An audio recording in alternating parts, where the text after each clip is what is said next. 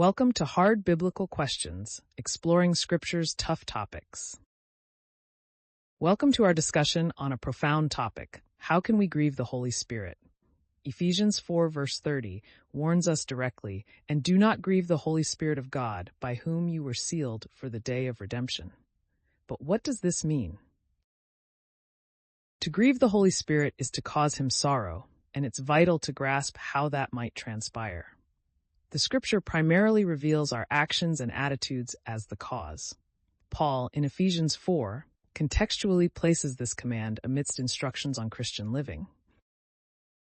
He admonishes believers to put away falsehood, anger, stealing, and corrupt talk. Instead, we should work hard, speak kindly, and forgive as God forgave us in Christ. Let's delve deeper.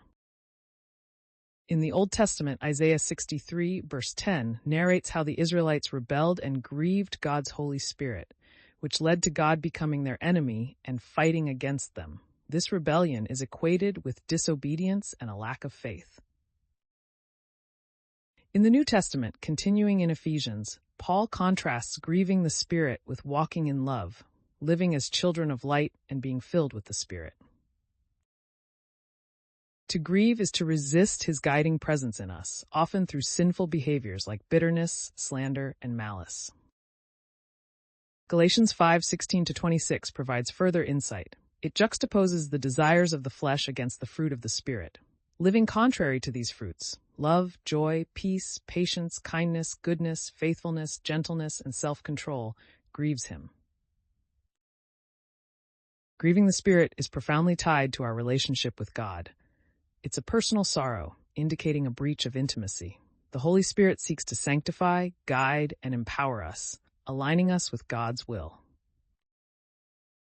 When we resist, it grieves him, yet he remains with us because he seals us for redemption. Understanding this can transform our walk with God. Romans 8 assures us that those who walk in the Spirit have life and peace. Thus, to avoid grieving the Spirit, we're called to be vigilant, nurturing our relationship with God by embracing His Word, confessing our sins, and striving to live Christ-like lives. Thank you for watching Hard Biblical Questions. Please like, share, and subscribe.